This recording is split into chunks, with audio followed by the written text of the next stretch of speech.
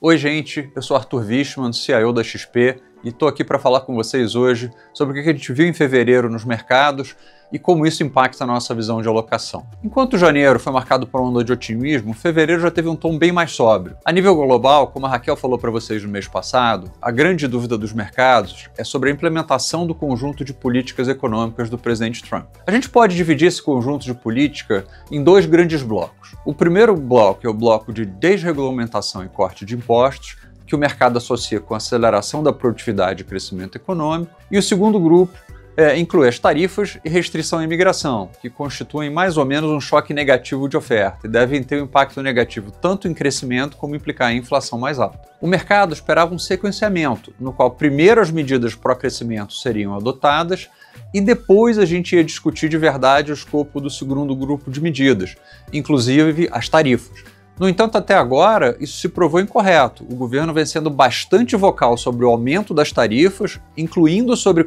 parceiros comerciais relevantes como México e Canadá, ou seja, não é só sobre China. E qual que passou a ser a discussão no mercado? A gente saiu do otimismo de janeiro para discutir se esses choques são grandes o suficiente para jogar a economia em recessão. Lembrando, as condições iniciais são muito boas. Desemprego nos lows, renda crescendo e produtividade acelerando. A pergunta é, mesmo que seja um instrumento de negociação, todo esse barulho gerado pelas tarifas pode ter um impacto grande o suficiente? Gente, a gente tem que lembrar o seguinte, em economia a gente tem sempre um componente comportamental. Os consumidores, mesmo tendo bastante renda e uma boa situação patrimonial, podem decidir reduzir consumo se eles estiverem com medo em relação ao futuro. O mesmo acontece com as empresas e seu ciclo de investimento. Então temos consumo mais investimento, que juntos representam mais do que 80% do PIB, sendo potencialmente afetados. Na Europa, a Alemanha seguiu com dificuldades, o PIB caiu pelo segundo ano seguido e as incertezas sobre o futuro econômico continuam elevadas, né? A eleição que a gente teve parlamentar na Alemanha trouxe um resultado com o aumento da participação da extrema-direita, que virou a segunda maior força política do país, e a Europa volta a discutir o seu problema estrutural de crescimento, tanto que agora, no início de março, a gente teve um orçamento na Alemanha com uma expansão fiscal que não era esperada. Já na China, o presidente Xi Jinping discursou com a presença de líderes empresariais, como o fundador da Alibaba, o Jack Ma. A reunião foi vista como uma sinalização positiva. Lembra que na China é tudo sobre sinais. Então você ter o grande líder chinês se juntando ao setor privado, né? Isso significa que aquela rivalidade entre Partido Comunista Chinês e o setor privado, pelo menos arrefece em algum momento, e eu acho que isso aí já é um primeiro sinal da China se preparando para enfrentar a guerra comercial norte-americana, juntando governo mais setor privado. Então, gente, qual foi a narrativa de mercado que dominou fevereiro, né?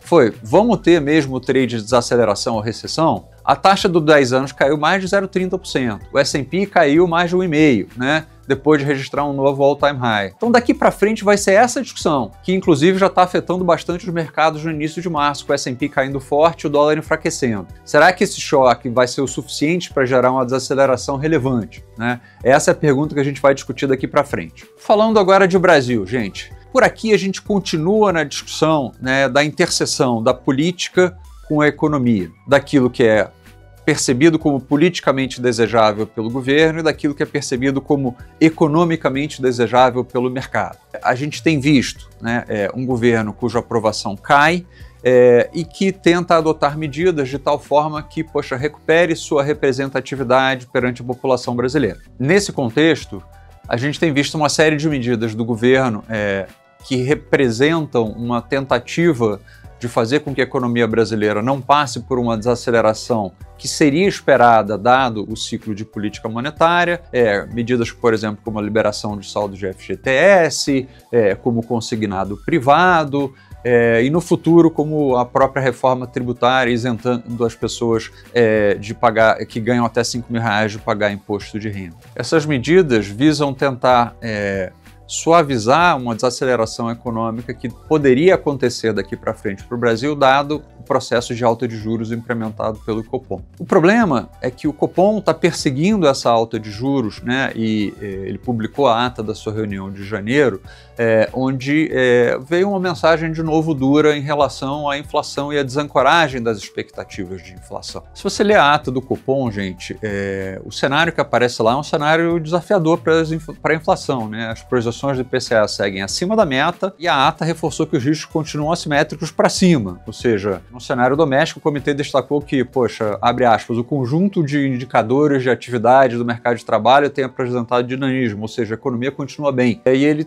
tem uma certa cautela nos sinais incipientes de desaceleração da economia, né? E, por mais, ele continua mostrando uma preocupação bastante elevada com a expectativa de inflação. Mas Arthur, o IPCA de janeiro foi 0,16, né? O menor valor desde o início do Plano Real. Gente, isso pode ser explicado pelo pagamento do bônus da usina de Itaipu, que reduziu temporariamente as tarifas de energia, né? Quer dizer, isso vai ser revertido logo no mês seguinte, né? E com isso o acumulado do IPCA cai de 4,83 para 4,56, mas ainda assim acima da meta de inflação de 4,5, acima do topo da meta de inflação de 4,5. E pior, as expectativas de mercado para 2025 continuam ao redor de 6%. Ou seja, o cenário de desaceleração de atividade econômica gradual persiste, mas essa desaceleração não é vista como tendo um impacto grande o suficiente de tal forma que a inflação venha a convergir para a meta. O Bovespa no mês caiu 2,6%, então juntando tudo a gente continua acreditando num mundo de taxas de juros mais altas por mais tempo no Brasil. Agora o Sgavi vai falar para vocês sobre como a gente se posiciona dentro desse cenário.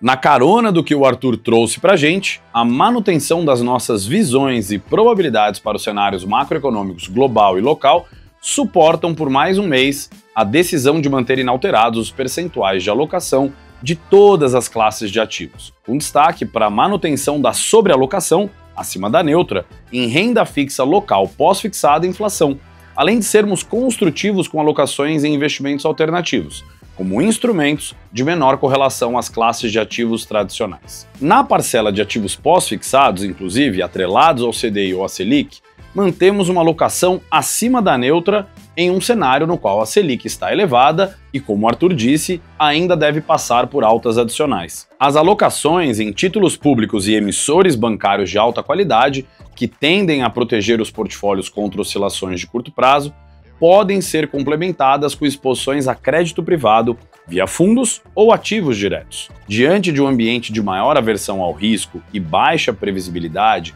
importante estar atento à qualidade de crédito desses emissores e aos movimentos de abertura dos spreads de crédito. Já na parcela de renda fixa e inflação, entendemos que os atuais níveis das taxas dos títulos IPCA+, seguem atrativos, especialmente para investidores que buscam instrumentos para proteção contra a inflação nos seus portfólios. No caso dos títulos privados IPCA+, o momento exige uma maior seletividade dos emissores das dívidas, ainda mais para títulos de vencimentos mais longos de empresas que estejam muito alavancadas.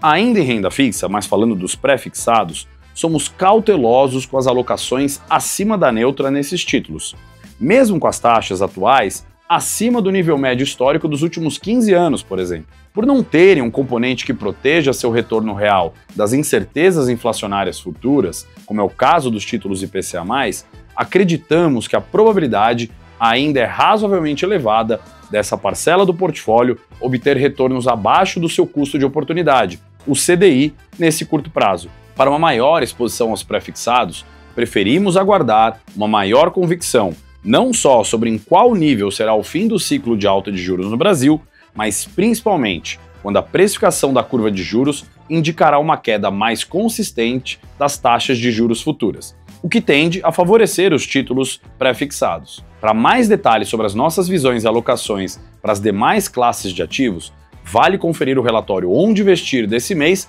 além do relatório mensal de alocação. Um grande abraço e até a próxima!